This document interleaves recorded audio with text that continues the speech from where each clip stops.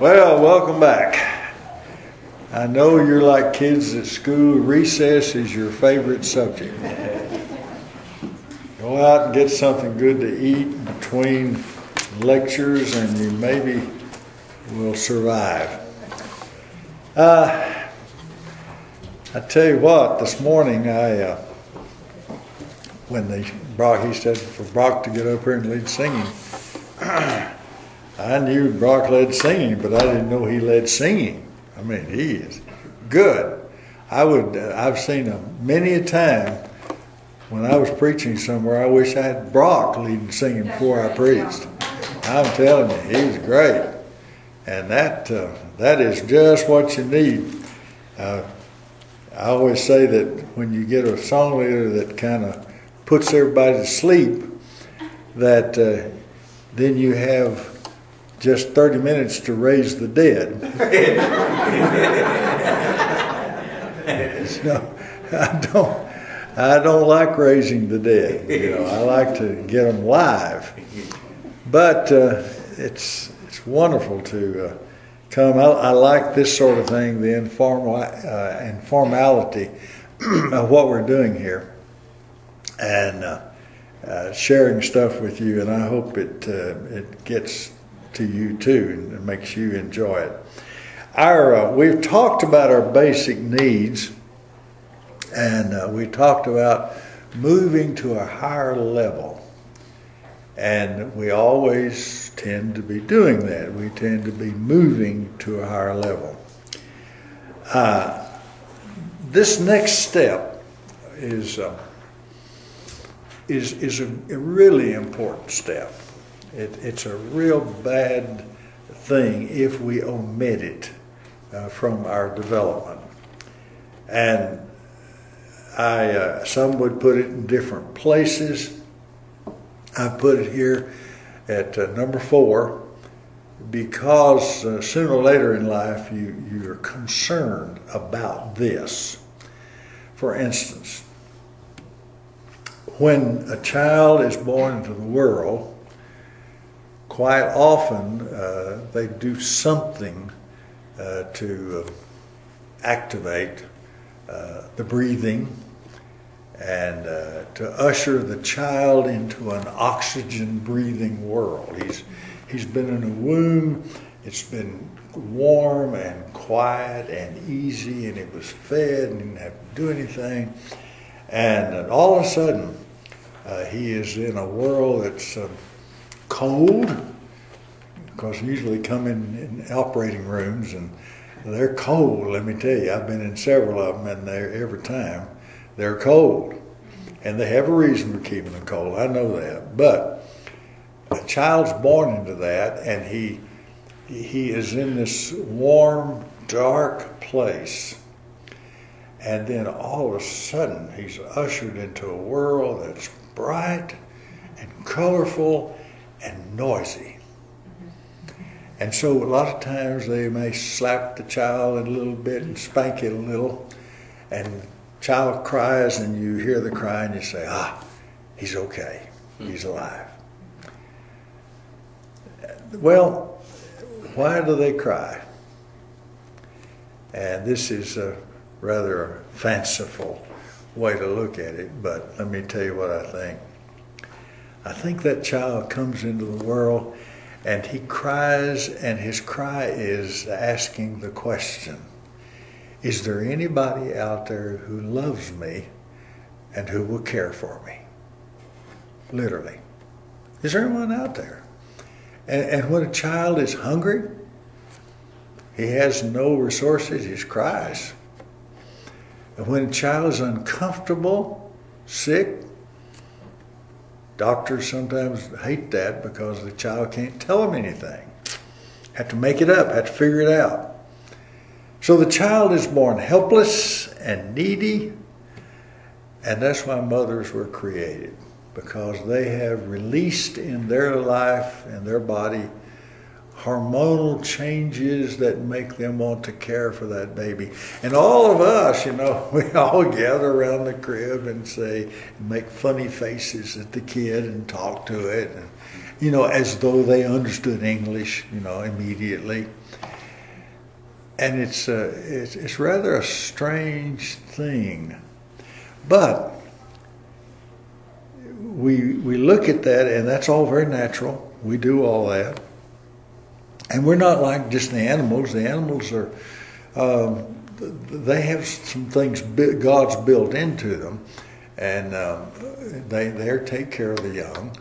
But He has even the birth process is a strange way. For instance, animals that tend to be born in the wilds, I think I read and seen this, I'm thinking it's the giraffe, it may have been the elephant, it may be both.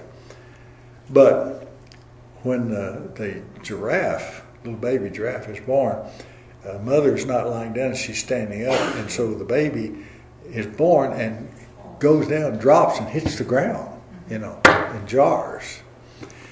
And you think, well, that's cruel and unusual. Why are they doing that? Well, the point is that child's born in the wilds, and there's nothing that a tiger likes better than a good baby giraffe for breakfast. Mm-hmm.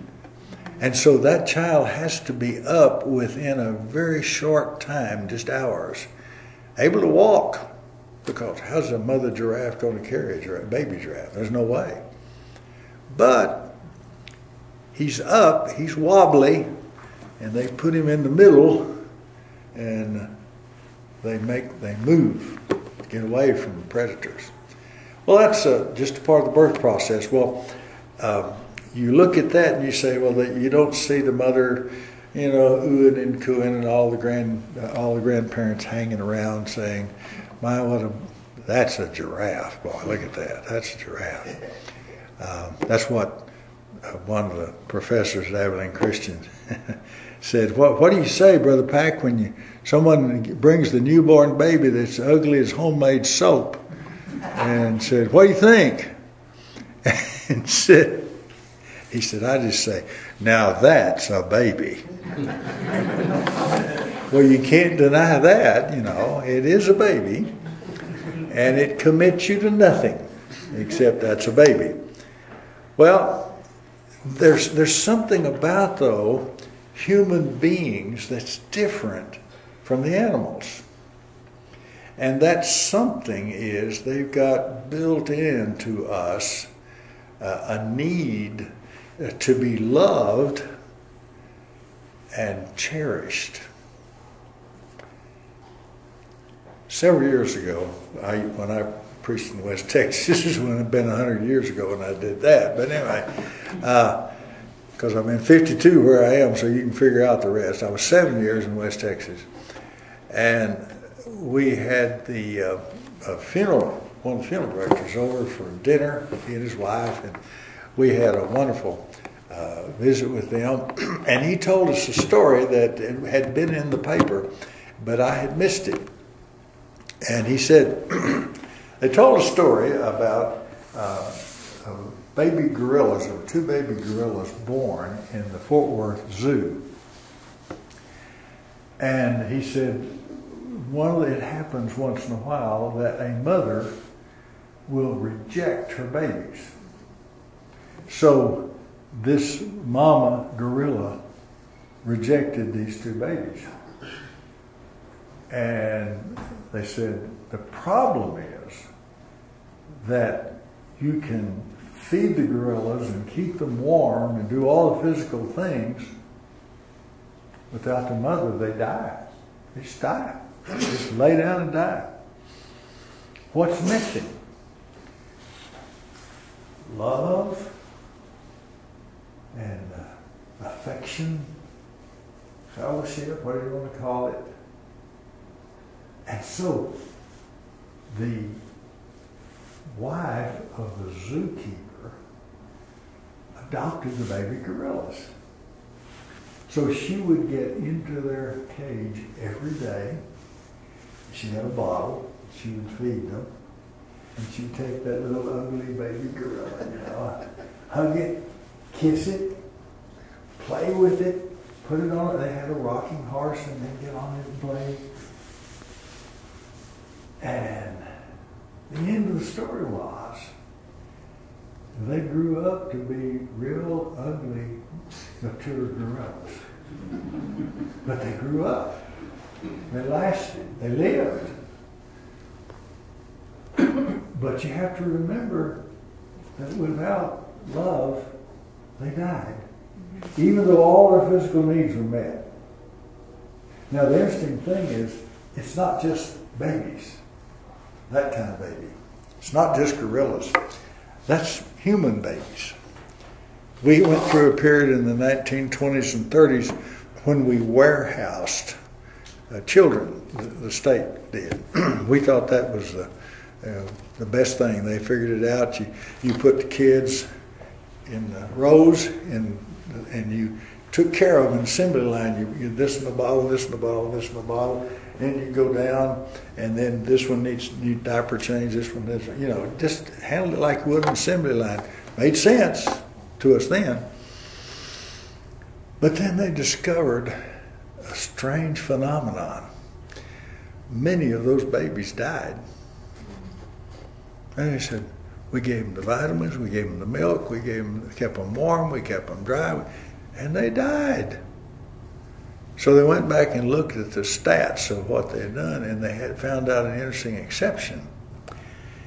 If there was a real cute baby, he lived. And if there was a real ugly baby, he lived too. And they went, whoa, what is wrong here? What's going on? And then they put the camera in and recorded it. And they noticed the people would pick up the lovely one and they would talk to it and play with it, and feed it and hold it and put it back. And then the ugly one, have you seen a baby that's so ugly, it's kind of cute? I know some of you probably were that, but anyway, they took care of the ugly ones too. And they gave them the special love. So, what God is saying to us by His creation, you better get some love and acceptance. Because if you don't, it would be pretty dramatic. You watch people who don't get love and acceptance, outcasts, shunned, isolated, insulated, all by themselves. They don't do well. And we all need that. And if you think that everybody doesn't need it, it's because you're not paying attention. There's a friend in Abilene that she would, I had a professor in school that he's a smart guy, really smart. In fact, my favorite professor. And I probably imitated him more than anything, the way I thought and everything. And she told how, he seemed kind of foreboding, not approachable. You just think, no, I won't, I'm not approaching him. He's too stern looking. But she would go around and she was a hugger, and she would hug this one and hug that one and speak. And she finally said, I believe I'm going to hug him, even though he looks like he doesn't want to be hugged. And she hugged him. And he took it the first time, a little bit woodenly, but he took it. And she went to church the next time, and she was hugging people, and she said she looked over, and he's kind of standing in line, like, here I am, right here, ready to be hugged. But, he doesn't want to be hugged. Or does he? His manner probably indicated he needed it worse than anybody. Very interesting, but love and fellowship and approval is important for babies. Well, it's important for teens too. And Emmanuel, you talked about outlining a while ago. You just heard me transition, didn't you? From birth, to babies, to teens. Okay, we talk about preaching and how you work it on, and David and I have talked a lot about this. I said, if you don't have it organized and you don't know where you're going, the audience sure doesn't know where you're going. So get it straight for their benefit and get it straight for your benefit. So I organize it. But here, the teen years. Do teens need love and acceptance? Well, they need a bunch of it, but they look like you can't give it to them. They get so obnoxious you can't stand to have them around. But that's the normal part of the process. In fact, I've explained to people, I said, do you know why teens break away from home and emancipate and get to acting so ugly with their parents? I said, if they would stay sweet and kind and lovely like they were with their baby, you never let them go. But after they've been ugly for about 3 years, you're happy to let them go. Get out. Send me a letter when you get there. Because they're hard to deal with, because they want to become an adult, but they want to be a child, and they want to be independent, but they want to be dependent on your money, but they don't want to be dependent on you. And it takes a while to go through the white water, and they get to the other side, and they turn out usually to be really good after they get through the white water. But they're really hard because they're tough to love when they're going through this crisis period. Do they need love and acceptance? Yeah. Why do you think the teenage boy goes down the street on Main Street making the drag with a car that goes Say, you want me to help you fix that muffler? I mean, it's awful. It's just really loud. Say, oh, well, why do you make it so loud? He doesn't know. I'll tell you why. Because he wants love and acceptance and attention. And if you have a nice, quiet car, who pays attention? But if you race the engine and go, so I'm here. Everybody see that? He walks the fence. Hey, Mom, look at me. Look at me. Look at me. Look what I can do. Love and acceptance. And teens of that ilk are so thoughtful. You just can't believe how thoughtful they are. When you pull up beside them at a stoplight, they play their radio loud enough so you can share it with them. That's very thoughtful. So, look at me. What are they looking for? They still need love and acceptance when it's extremely hard to give it. But they still need it. And interesting, we were talking about our kids, and we said one day, our daughter, who was a bit the tougher project, but the Lord gave us one that just did so wonderful, and we thought, hey, are we good or not? Man. And then he gave us one to show us we were misguided. No, you're not that good. And so we were looking at that situation and trying to figure out, what's going on here. And so one day, the daughter, she was talking to her mother, and the daughter said, Mother, you aren't listening to me. And she said, yes, I am. And the daughter said something very interesting. She said, you are not listening with your eyes. You know what you do? When they get to be teens, we start talking over the shoulder. Okay, clean your feet. Hang your coat up. It's an over-the-shoulder thing. And they pull back and they want to be independent, but of course dependent fully, but independent. Don't tell me what to do. So they're vying for love and acceptance, but they're giving you all the bad signals, and of course they reject you. You know, they see, they're looking at everything wrong with you. You know, you're not perfect. Oh, really? Well, I thought I was. What a shock. I'm not perfect anymore. Well, yeah. Well, teens go right through that, and they'll come out the other side, as I said, after they've kind of gotten over that. And once they prove that they can do it, well, then they can come home to mama and dad and say, you know, you did a good job. I said that I should have washed my mouth out with soap, but I said it. And so even when they're in their worst times, they still need love and acceptance. And one way, by the way, I read an interesting book by a psychologist that talked about this, and it's really true. When you're having trouble with them, you must insist on eye contact. Preferably, come over and sit down just a minute. I want to visit. Well, what do you want? We just need to visit.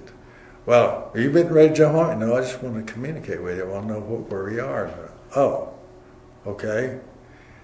And you get where you can look them right in the eye, preferably close enough to touch, you know, if you can, and say, you know what? How are things going at school? Well, if it's our kids, you're like our kids, fine. You know, it's kind of like the boy came home from school, said, mother said, anything unusual happened today at school? He said, no. Not anything at all unusual? No.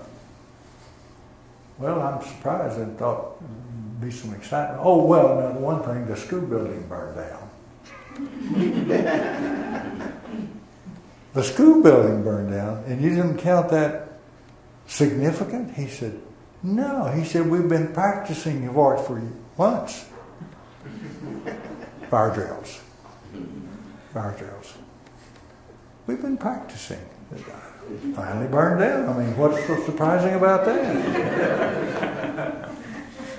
So, but you're sitting there and you say, well, that's just a ploy, though. If you're talking to them, they're going to say, oh, well, what is this? Make it real. When you say, what happened at school? You want to know what happened at school. And they say, well, Jerry has broken up with Matilda. Really? How do you know that? Well, that's so. Well, what's the signs of that? Well, what do you think about it? They will tell you stuff you will not believe because you're really asking questions. You really want to know the answer. But we tend to ask questions and don't wait for the answer. So, you know, love and acceptance. When I talk to you and you listen to me and you respond to me, that's love and acceptance. So they need it. Well, what about adults? Well, point 3. The adult years. Have you ever wondered why so many people wind up in bars? Think about that. When I've been out on the road and stay in hotels, I've noticed when I come in late from a seminar, the only thing really still jumping is the bar there in that hotel. And if you walk by that on the way down to your elevator, you will notice it's, first of all, it's dark in there. And second of all, the music is loud. And third of all, the voices are loud. Now, Bill Cosby used to do his series about this, which I loved. But he described each kind of drinker. And he said, the first thing you will notice is if a man who's a beer drinker immediately goes deaf. Because when you listen to him talk, hey boy, how you doing? He said, you don't have to talk that loud. But said they've gone deaf because they drink beer. And then he told all the different things you drink and how they acted. which is, of course, obviously comedy. But that's where they are. They're in there. And I said, what are they doing in there? And you said, well, they're just there because it's a social setting. Yeah, that's right. And they had a habit of going to the bar. Yeah, that's right. But why are they there? What are they looking for? See, when you go somewhere, you're looking for something. If you go to Target, you're looking for something that you need to buy that you have to have. If you go to the clothing store, you're looking for a suit or a dress or something. You're there. You go to the drugstore, you're looking for a drug. You got something that you got to take, a prescription. So that's why you're there. Why are they there? And I think, did y'all ever have the TV series Cheers? Was it on your TV? Okay. I don't know whether you ever paid attention to that song they sing, but the song says, you want to go somewhere that everybody knows your name. That's in that thing. They're in that bar, everybody, and they were kind of like a family in that bar. Everybody knows your name. But when you go in there and you look at these people, they got the glass in their hand and they're looking into it. You know what they're looking for at the bottom of that glass? They're hoping at the bottom of that shot glass to find love and acceptance. And alcohol helps them. It makes them think everybody loves them when everybody doesn't. It makes them think everything okay with their life when it's not okay.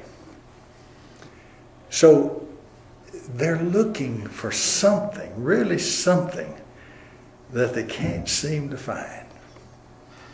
So they go to the bar. In Luke 19, Jesus told a story, a very interesting story, and I use it quite often when I'm doing teaching seminars as an example. And I tell about Jesus, of course, seeing Zacchaeus up the tree. Zacchaeus, come on down, I'm going to your house today. Go in the hospitable, we're going to eat together, we're going to talk together. And Zacchaeus winds up repenting and saying, Jesus said to him, today salvation come to this house.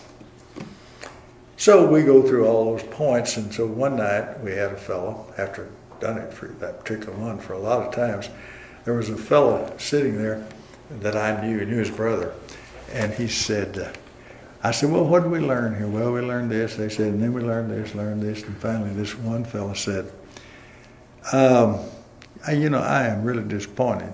I said, why? He said, we've missed the main point of the story of Zacchaeus. I said, well, congratulations. Tell us what the main point is. We need to hear it. He said, it's very simple. God loves short people. Guess how tall that man was? He was short. God loves short people. So Zacchaeus was validated when Jesus sees him important enough to bring him down from the tree and go to his house. That's quite a compliment to go to someone's house and to invite yourself. I always say I love that story because that was the case of a preacher inviting himself home for lunch. I mean, I thought that's a pretty neat trick. You need to learn that one. But he did that, and we have to realize that babies and teens, they need love and acceptance. Let me tell you, adults do too. I was down in East Texas, probably a morning service, something like this. And as is case in a lot of places, people are able to come with people who are not busily working, they don't have a job, so they come in the morning. And a lot of women, outlive the men, but we don't have a chance. Y'all beat us every time. You're going to live longer than we do. And so a lot of widows. And so that morning, when I finished,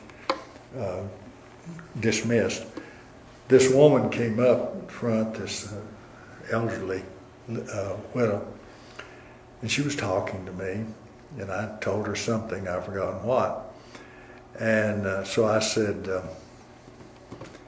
well, that's really sorry about that or something. And I don't know, I hugged her a little bit. And I looked behind her. There were 7 women lined up to get in that line. Why? Love and acceptance. You know, they didn't care who they got it from. You know, just visiting, that'll be fine. You know, if he's a stranger, that's okay as long as I feel like he cares something about me. I want to get up there. So we remain needy if we're grumpy or cheerful or scowl or whatever. We still remain needy for love and acceptance. And when you think you see someone that doesn't want it, you haven't hit the right note yet. That's what the problem is. And maybe they don't know what the right note is either. But the one I told you about, when he stood in line for this lady to hug him and he looked like he didn't want it, he just about scared her off from even doing it. But he finally showed himself. And he adapted to it very well. You know, he was into that then. So everybody's looking for it. And God said, I know you need it. And he's a whole bunch of things that he's provided for it. And I won't go into all of them here, but as I said, for babies, it's parents that are there as caretakers.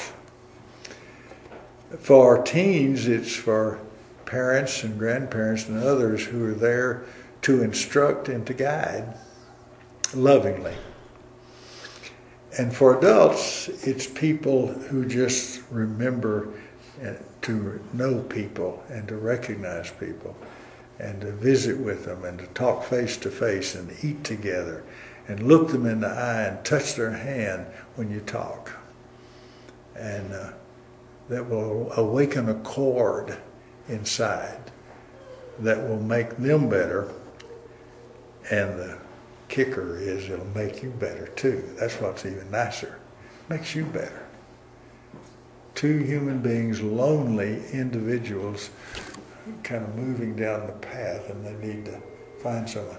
Now, the other thing that God has said, I'll give you an anecdote to that. He said, this man and this woman that can be together, they need to take each other for life. And that's so you'll have a place of love and acceptance that's with you all the time. And as long as it's there, then you can go out and face the world that kind of beats you up and kicks you and makes fun of you. If you can get home to the husband or wife who said, you're doing fine. You're okay. Nothing wrong. But if you don't have anybody who ever says, you're okay, it's a tough life. Well, we're going to go on for some more, but that's the number 3 and number 4 is love and acceptance. And someone mentioned to me out there, said, I thought you'd put love and acceptance at the top. Well, it may belong there, and it may be there, but Abraham Maslow made up his hierarchy of values, and I make up mine, see? And I may be wrong, but I am the speaker. I get to speak. And that's okay too, because when we talk about that, we can swap stories as to what's on the top of the thing. Okay, you want to make any announcements? Oh, okay.